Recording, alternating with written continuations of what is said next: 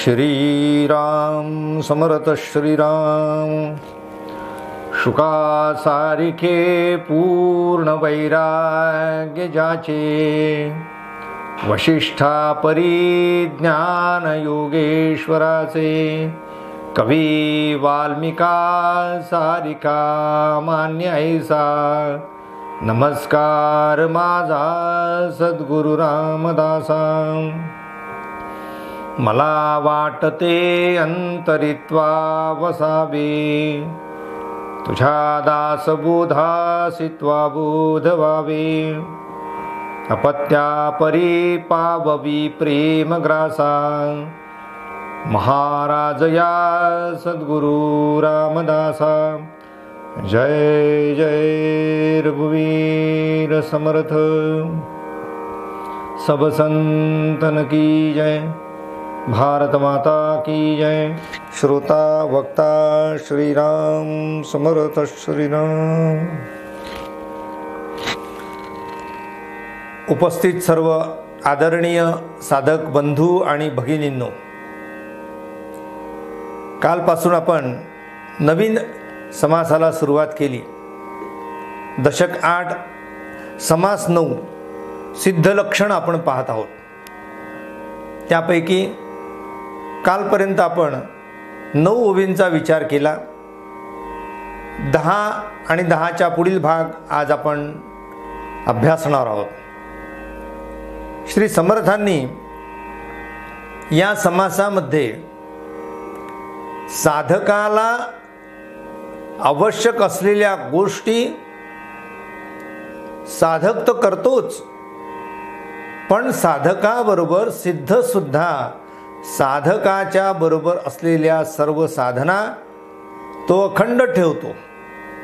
हा महत्त्वाचा मुद्दा साधक आणि सिद्धामध्ये समर्थांनी एकरूपतेचा दिलेला आहे। साधकही तेच करतो, सिद्धही तेच करतो, पण साधकाची ही कृती अंतरी पूर्णपणे उतरली नसल्यामुळे त्याची ती बाह्य कृती होते।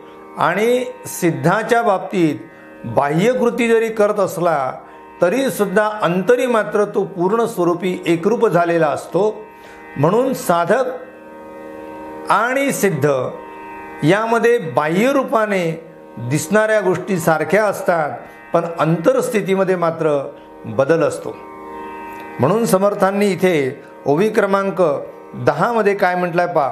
स्वरूपी दृष्टी पडता तुटून गेली संसार चिंता, पुढे लागली ममता निरूपणाची श्रीराम।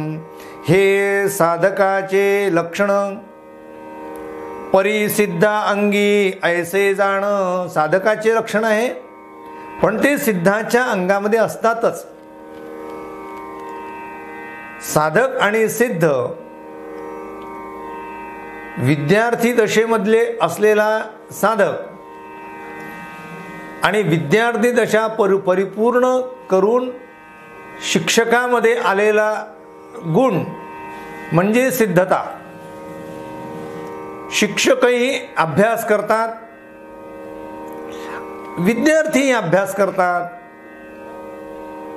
मग या दोघांच्या अभ्यासामध्ये महदांतर आहे। शिक्षक अभ्यास करतात ते विद्यार्थ्याला कळावं म्हणून, विद्यार्थी अभ्यास करतो स्वतःला कळावं म्हणून।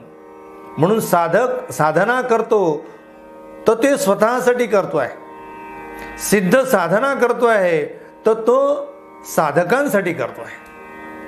म्हणून साधू संत सज्जन आणि सिद्ध पुरुष हे लोक आपल्या जीवनामध्ये आपल्या म्हणजे नित्याच्या क्रमाला, नित्याच्या साधनेला, ज्याला आम्ही उपासना म्हणतो, ते उपासना न टाकता ती उपासना ते अखंड ठेवतात।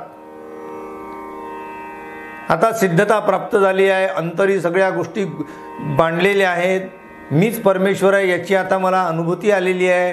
मग माळ कशाला करायची, मग जप कशाला करायचा, मग मंदिरात कशाला जायचं, मग ग्रंथ कशाला वाचायचा, असा जर कोणी प्रश्न विचारला तर तो सिद्ध पुरुष या कृती करतो, पण करत असताना मात्र त्याचा फायदा मागील पिढीला होतो. दुसरं कारण आपण पाहिलं होतं त्याचं. दुसरं कारण असं की सिद्धता ही साधनाच्या माध्यमातून आली असल्यामुळे साधनाचा अपमर्द होणार नाही, साधन टाकता येणार नाही, म्हणून सिद्ध पुरुष ती कृती कायम करत असतो. मला व्यायामामुळे आरोग्य प्राप्त झालं, म्हणून आरोग्य प्राप्त झाल्यानंतरही व्यायाम सोडत नाहीत.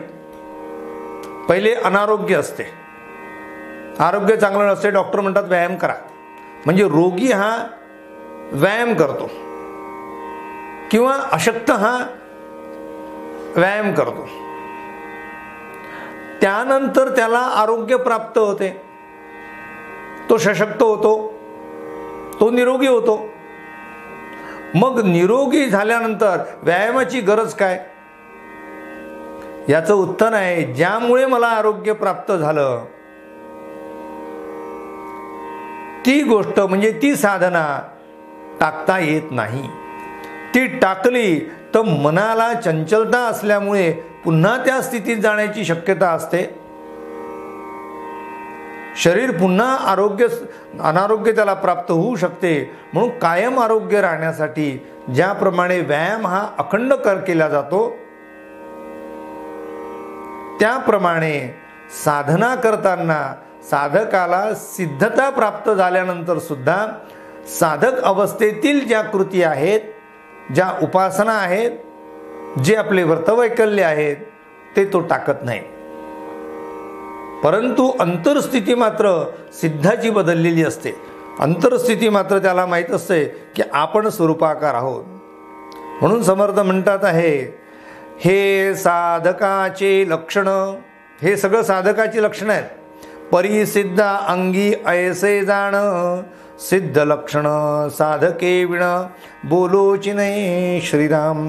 बाह्य साधकाचे परी, बाह्य रूपाने ते साधकाप्रमाणे वागतो आणि स्वरूपाकार अंतरी, आणि आतमध्ये मात्र तो स्वरूपाकार असतो. सिद्ध लक्षण ते चतुरी, जाणीजे ऐसे श्रीराम. म्हणजे वेश असावा बावळा, परी अंतरी असाव्या नाना कळा. सामान्यतः इतर लोकांप्रमाणे जनासारखा राहतो, परंतु जना वेगळ्या गोष्टी सांगतो, करतो.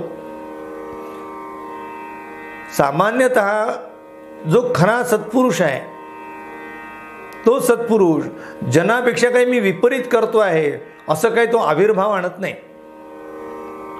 मला फार काही कळलं आहे असं म्हणून तो वागत नाही. तो अंतस्त्यागी असतो आणि बहिर्संगी असतो. अंतस्त्यागी या शब्दाचा अर्थ त्याने आतून सगळा त्याग केलेला असतो, आणि बहिर्संगी असतो याचा अर्थ सगळ्या लोकांतामध्ये तो वावरत असतो. म्हणजे लोकांतामध्ये सुद्धा त्याचा एकांत भंग होत नाही. अंतस्त्यागी बहिर्संगी, अंतर्बोधो बहिर्जडहा. अंतर्बोधो या शब्दाचा अर्थ आतमध्ये त्याला पूर्णपणे बोध झालेला असतो की मी परब्रह्म आहे, पण बाहेर सांगताना मात्र तो अशा प्रकारचा मी परब्रह्म आहे, मला कळलेला आहे असा तो टेंभा मिरवत नाही. उलट बहिर जडहा, मला कळत नाही अशी नम्रता तो धारण करतो. अंतर एको बहिर नाना, अंतरी मात्र तो एकटा असतो, अर्थात स्वरूपाकार असतो, आणि बहिर नाना म्हणजे इतरांबरोबर तो मिसळत असतो. लोके विहर राघव. प्रभू रामचंद्रांना त्यांच्या सद्गुरूंनी म्हणजे वशिष्ठ ऋषींनी हा बोध केला होता की हे रामा, तू असा वाग, अंतस्त्यागी बहिर्संगी, अंतर्बोधो बहिर्जडहा, अंतर एको बहिर्नाना, लोके विहर राघव. विहर म्हणजे वाग. म्हणून समर्थ इथे तेच सांगतात आहे की संदेह रहित साधन कुठलाही संदेह राहत नाही. साधक साधना करताना संदेह कधी कधी राहू शकतो. हे केल्यानंतर मला प्राप्त होईल का, ते केल्यानंतर मला प्राप्त होईल का, की माझी साधना वाया जाईल, खरंच हे असं आहे का, लोक करतात म्हणून मी करतो आहे का, लोक म्हणतात म्हणून आम्ही करतो का, कशाहून हे खरं आहे, अशा प्रकारचा संदेह सामान्यतः राहतो. पण सिद्धाच्या अंगी कुठलाही संदेह राहत नाही, तो निस्संदेह असतो. साधना करताना कुठलाही संदेह न ठेवता त्याची वाटचाल चालू असते. संदेह रहित साधन तेची सिद्धाचे लक्षण, अंतर्बाह्य समाधान चळेनायसे श्रीराम. डॉक्टर एखादं इंजेक्शन देतात तेव्हाच डॉक्टर निस्संदेह असतो आणि जो पेशंट असतो तो संदेह असतो. डॉक्टरला माहीत असते की या इंजेक्शननी याला बरं वाटणार आहे, कारण यामध्ये अशा प्रकारचं औषध आहे की याच्या रोगावरची ती मात्रा आहे.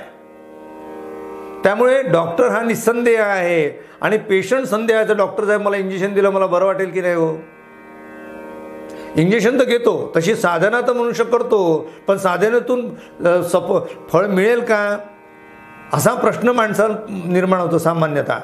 पण साधू किंवा सिद्ध पुरुष यांनी केलेली साधना, त्यांना माहीत असते की मी ही कृती करतो आहे, परंतु यातून निश्चित हे फळ मिळणार आहे. अचळ झाली अंतरस्थिती. अचळ म्हणजे न हलणारी, स्थिर. अचळ झाली अंतरस्थिती, तेथे चळना कैसी गती, स्वरूपी लागता वृत्ती, स्वरूपची झाली श्रीराम. अंतरस्थिती जेव्हा स्थिर असते त्यावेळेस तेथे चळण कैसी गती. त्यामुळे आतल्या बाहेरच्या चंचलतेला आतली स्थिरता भंग करता येत नाही. कोणाबाबत? सिद्धाबाबत. साधकांच्या किंवा बद्ध आणि मुमुक्षाच्या बाबतीत तसं होत नाही. बाह्य स्थिती बदलली की अंतरस्थिती बदलून जाते. बाहेरून धक्का लागला की आतलं पाणी हलते. पण असा तो कुंभ असतो की त्या बाहेरच्या वस्तूला कितीही दणके दिले तर आतल्या पाण्याला धक्का लागत नाही. आम्ही ते सिमेंट कॉन्क्रीटचं एखादं टाकं तयार करतो, टँक तयार करतो सिमेंट कॉन्क्रीटची, त्याच्यामध्ये पाणी टाकतो आणि ते पाणी आम्ही वापरतो.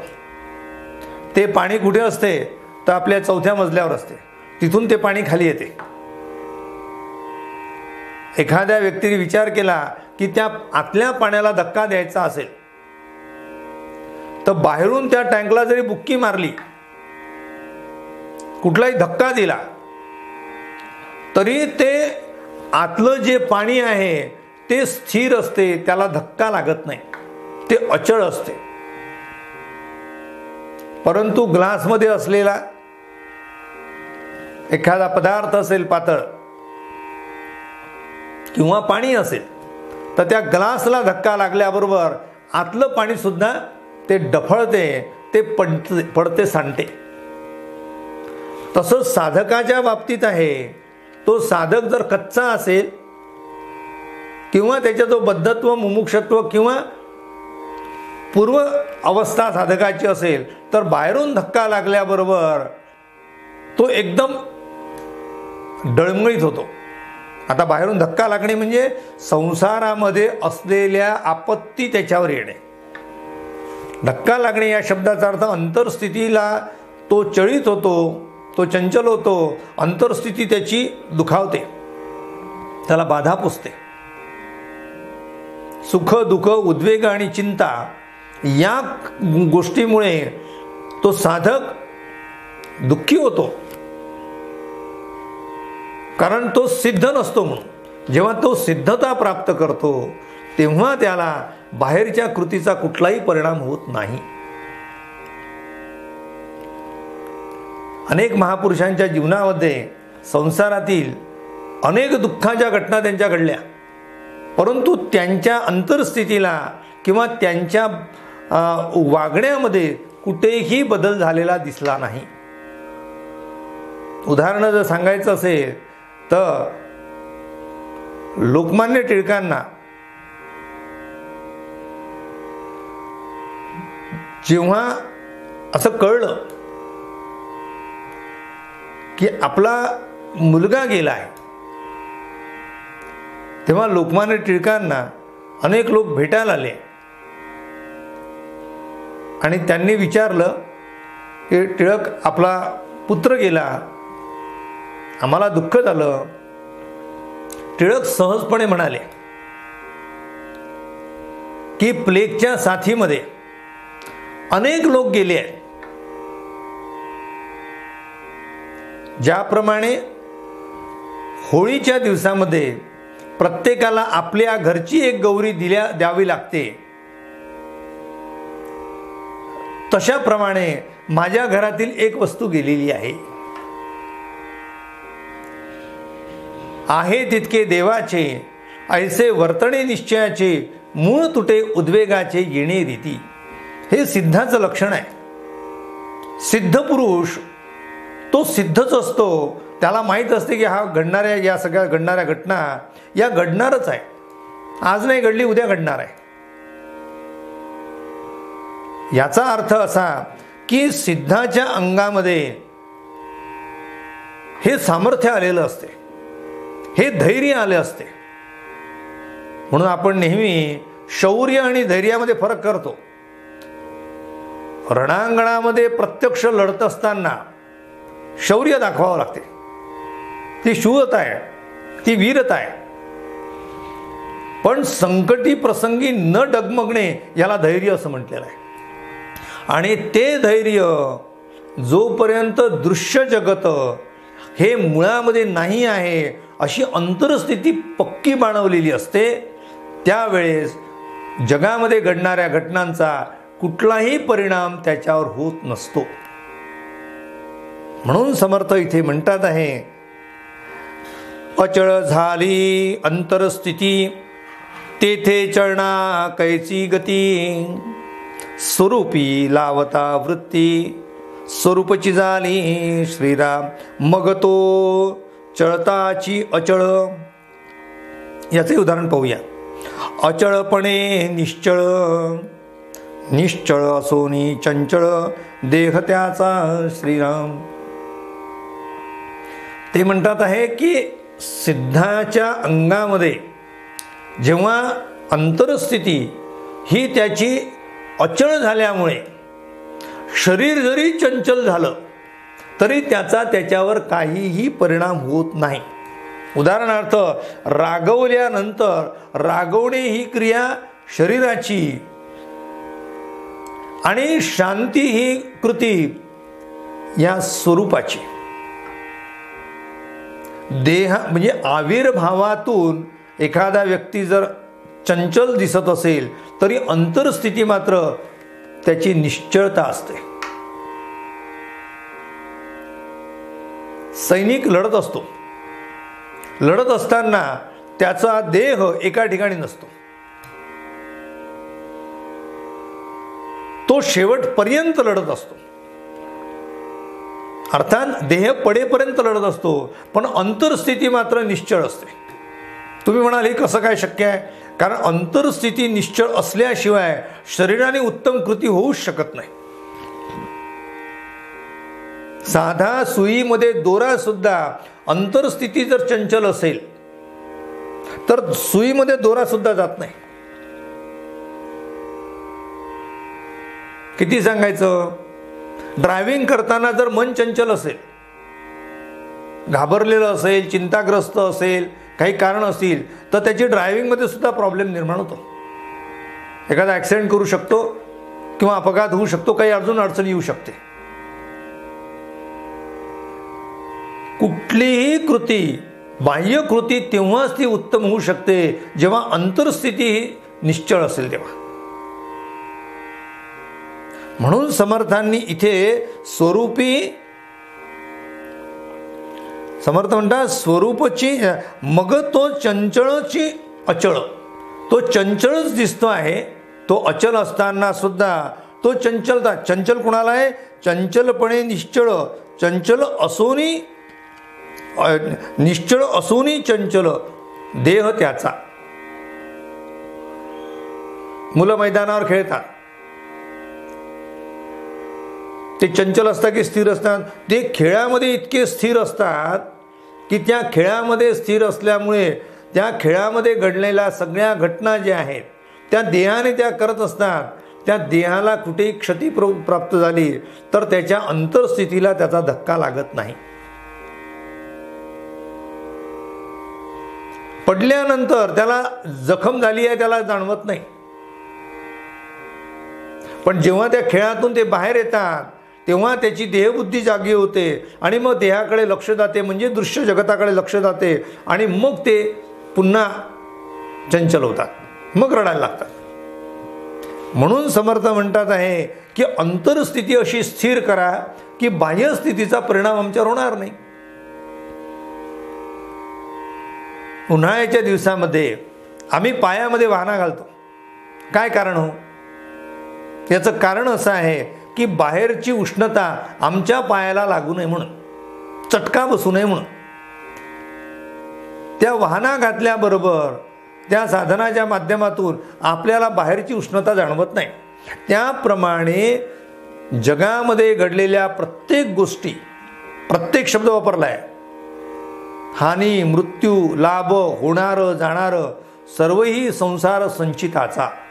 हानी होणार आहे, लाभ होणार आहे, मृत्यू होणार आहे, सगळ्या गोष्टी होणार आहे, त्या घडणारच आहे. ते तुम्ही किती नाही म्हटलं तरी घडणार आहे. परंतु त्याचा परिणाम अंतरस्थितीला धक्का न लागू देणे हे सिद्धाचं लक्षण सांगितलं आहे. जशी चटका लागू नये म्हणून चप्पल घातल्या जाते, त्याप्रमाणे साधकाने अशी अंतरस्थिती केली पाहिजे आणि त्या अंतरस्थितीला असं कव्हरिंग केलं पाहिजे की बाह्य घडणाऱ्या घटनांचा कुठलाही परिणाम अंतरस्थितीला होणार नाही. ते अंतर जर स्थिर असेल तर चटका बसत नाही, त्याची जाणीवच होत नाही. म्हणून समर्थ म्हणतात आहे स्वरूपी स्वरूपची झाला, मग तो पडो निच राहिला, अथवा उठोनी पळाला तरी चळेना श्रीराम. तो बसून राहिला तरी तो निश्चळ आहे आणि तो पळाला तरी तो निश्चळ आहे. तो आला तरी निश्चळ आहे, गेला तरी निश्चळ आहे. त्याच्या अंतरस्थितीला त्याचा काहीही परिणाम झालेला नाही. भातुकलीचा खेळ खेळत असताना पाहणारा व्यक्ती, म्हणजे उदाहरणार्थ एखादी लहान मुलं जर भातुकलीचा खेळ खेळत असतील तर त्यांच्या कृतीकडे पाहून ज्याप्रमाणे तो खेळ आहे असं म्हणून आपल्या घरातली मोठी माणसं त्या सगळ्या गोष्टी स्वीकारतात, सहजतेने पाहतात. त्याचा परिणाम त्याच्यावर काहीही होत नाही. त्याप्रमाणे जगामध्ये घडणाऱ्या सगळ्या गोष्टी त्या घडणारच आहे, म्हणून आमच्यावर कुठलाही परिणाम होऊ न देणे याचा अर्थ सिद्धता अंगी आणणे आहे. श्री समर्थ म्हणतात अशी सिद्धता अंगी सिद्धाची असते. येथे कारण अंतरस्थिती, अंतरीच पाविजे निवृत्ती, अंतर लाविले भगवंती तोची साधू श्रीराम. निवृत्ती हा शब्द नोकरीवर असणाऱ्यांना माहिती आहे. माझी आता निवृत्ती जवळ आली आहे, सेवा संपुष्टात येणार आहे, सेवा संपणार आहे. मी आजपर्यंत नोकरी केली, नोकरीवर होतो, आता मी निवृत्त झालो. निवृत्त होणे ही बाह्यस्तुती कृती नाही आहे, ती अंतरस्थिती आहे. लक्षात घ्या, मी त्यामध्ये नाही आहे, माझा त्याच्याशी काही एक संबंध नाही आहे. देहाने कार्य करत राहील पण मनाने मात्र त्यापासून अलिप्त राहील, याला निवृत्ती असं म्हटलं आहे.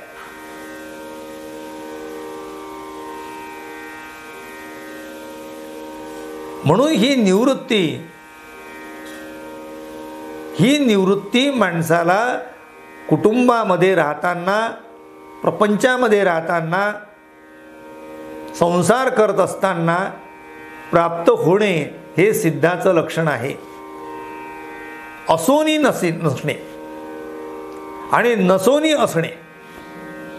तो असतो परंतु त्याच्यावर काही परिणाम होत नाही. सगळ्यांबरोबर हसतो पण अंतरस्थिती त्याला माहीत असते की हे चित्र आहे आणि हे संपणार आहे. हसण्याचंही चित्र संपणार आहे आणि रडण्याचंही चित्र संपणार आहे. सुखही संपणार आहे आणि दुःखही संपणार आहे. सुख दुःखातीत माणसाला राहता आलं पाहिजे.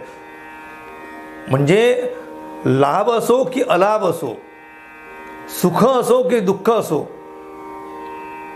कुठल्याही परिस्थितीमध्ये स्वतःमध्ये कुठलाही परिणाम न होऊ देणे हे सिद्धाचं लक्षण आहे.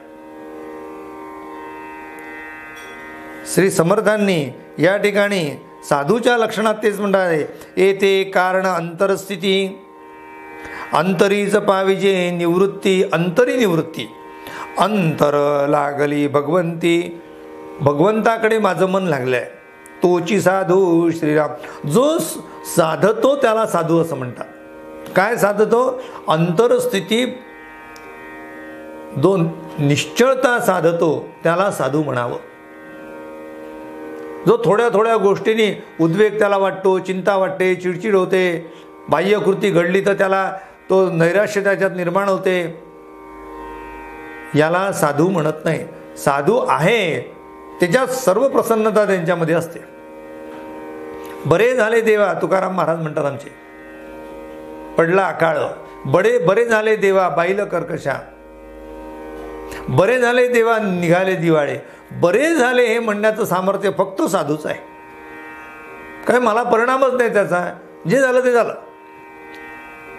म्हणून समर्थ म्हणतात आहे, बाह्य भलतैसी असावे, पायरून असं वाटेल तसं असावं.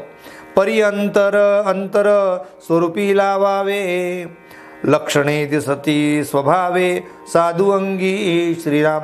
अशा प्रकारे साधूच्या अंगामध्ये हे गुण आलेले असतात.